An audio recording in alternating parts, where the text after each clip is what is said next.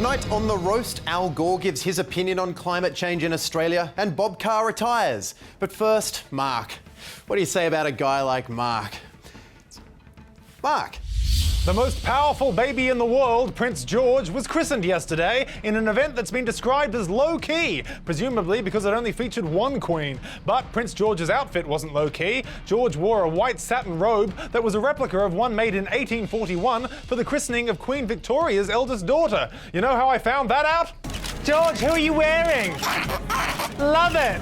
Prince George was baptised with water from the River Jordan, where Jesus was supposedly baptised. So you've got some big sandals to fill, George. Incidentally, dripping water on the prince's head also served to prepare him for a lifetime of living in England. William and Kate have appointed 7 godparents for George, which sounds impressive, though if my experience is anything to go by, the role of those godparents will be to see Prince George once every 3 years at one of his parents' parties, mention they are his godparent, ask what subject he's studying at school, and then disappear for another 3 years. The Olympic Village at Rio 2016 will be an alcohol-free zone for Australian athletes, meaning Australian athletes will just have to settle for having the most amazing time of their lives. On the upside, the enforced sobriety means some of the athletes might actually read some of those hero faxes.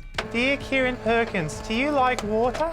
Still waiting for that response, Perkins! And thank God they're doing something about the alcohol problem. I remember at the London Games, Australian athletes were so wasted they couldn't even get up on the podium. It was either that or they didn't win, I forget which. The Iranian Justice Minister has decided that a drug trafficker who survived being hanged will not be re-hanged. Finally, some good news for hanged drug traffickers. The man had initially been pronounced dead, but in the words of my Japanese language tutor, that pronunciation was wrong. The man had been hanging from a noose for 12 minutes, but a day after being pronounced dead, mortuary staff found that he was still breathing. Further proof that the death penalty doesn't work. And finally, a convicted criminal has won this year's Doug Moran National Prize for Portraiture while still serving his term in prison. Essentially, he fought the law and the law won, but then he won. It would have been an entirely different song if it was based on this guy. One of the judges said, "The black and white painting looked like a kind of cubism." Yeah, I can see that cubism influence coming through, perhaps because he lives in a cube. For The Roast, I'm Mark Humphries.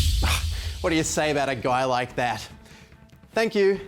Next up tonight, Prime Minister Tony Abbott has dismissed a UN assessment that the New South Wales bushfire crisis is linked to climate change. Speaking yesterday on 3AW, Mr Abbott began by giving a brief history of fire in Australia. We have had bad fires since almost the beginning of European settlement. Yes, until the first fleet arrived, Indigenous Australians had never before seen tall ships, fancy European fashions or bad fires, which were invented by fancy European fire scientists.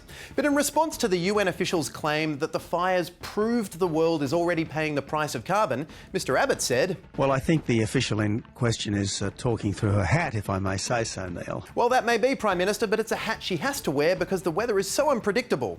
And before you dismiss her comments, remember, if Harry Potter has taught us anything, it's that hats are who you go to when big decisions need to be made.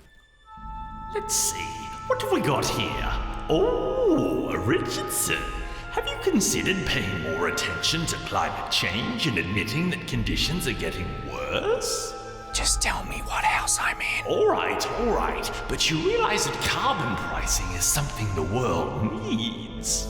Just say Gryffindor and get on with it. Yes, but you realise that what you do in Australia affects the entire Earth. Also, I'm putting you in... Not Slytherin. Not Slytherin. Slytherin! Oh, you, Hat. But old Chatty Hattie wasn't the only one to weigh in, because Al Gore, the former US Vice President and guy who won an Oscar for science, has weighed into the debate as well. The science shows clearly that when the temperature goes up and when the vegetation and soils dry out, then wildfires become more pervasive and more dangerous. That's not me saying it, that's what the scientific community says. And that guy knows what he's talking about because he won an Oscar for climate science, which is even harder to win than the National Medal of Science for Best Original Screenplay. So Tony Abbott says climate change doesn't affect fires, whilst the scientific community and that guy who got cool after losing a presidential election says it does. But you know one thing that definitely does start fires? Fire. Tonight it's emerged that the biggest fire in the Blue Mountains was sparked by the Defence Forces during explosives training. In the midst of a massive fire crisis, literally any other training would have been better than something that contains live fire in its name. So if you don't count climate change or C4, how do you explain these fires? Look, fire is a part of the Australian experience. Yeah, it's just our thing. Bushfires are as Aussie as a kangaroo hopping through the outback, on fire. And while that may be true, there are some scientists, Academy Award winners and people with thoughts who argue that due to climate change, the conditions that lead to bushfires will worsen, but if we act now, we can lessen those effects. As you can see from this graph, with climate change increasing temperatures, the bushfires are getting more and more severe. Yes, but if you look at this graph here, you'll just see that fires are getting more and more severe each year. Every year, the bushfires are going to get worse and worse. As they always have done. Yes, and this will continue to happen. Every year. Yes. Yes. Yes. Yes. No. No. Maybe. I took that photo.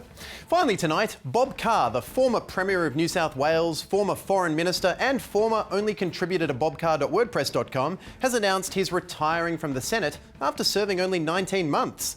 And the announcement came after Carr was elected for a 6-year term only 7 weeks ago. So if you voted for Bob Carr and now feel ripped off, you should. He quit after 7 weeks because apparently gaining enough votes to beat everyone else just wasn't good enough for him. But to be fair, he really did squeeze a lot into those last 7 weeks, especially that time he didn't go to the Senate yet, or that other time when he had to unpack his boxes.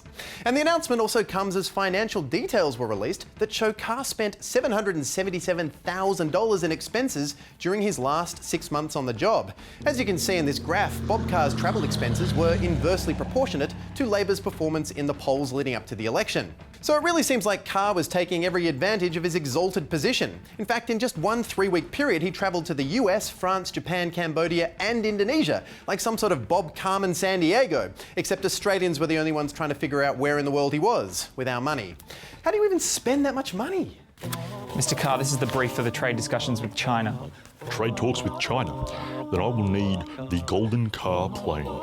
Is that the plane with your name on it or the car with wings? The first. Also, hire me a clone choir. Yes, Mr. Carr.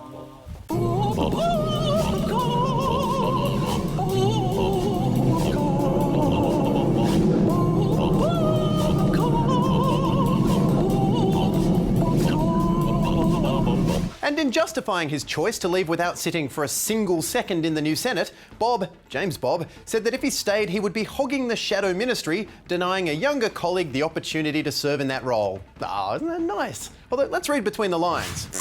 There.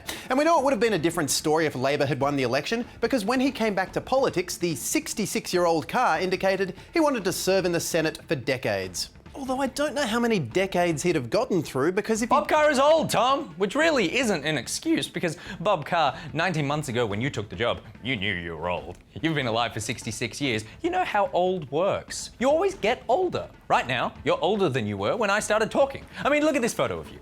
It's in black and white, which means it's old. And you're young in this photo, and you still look old. And you know what's aging right now? It's not the guy in this photo, it's you. You're currently older than you were in this photo.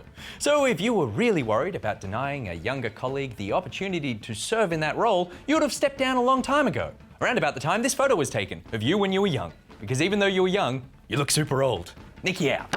And we're almost out as well. But before we go, if you think we've been too mean to Bob Carr, well, you just have one day to send us a complaint, because tomorrow is the last new episode of The Roast for this year. So tune in, because what else are you going to do on a Friday night? Go out? Yeah, go out! No, don't go out. Otherwise I'll just be a guy talking to an empty living room. So good night, and let's hear the Jazz Twemlow Clone Choir play us out.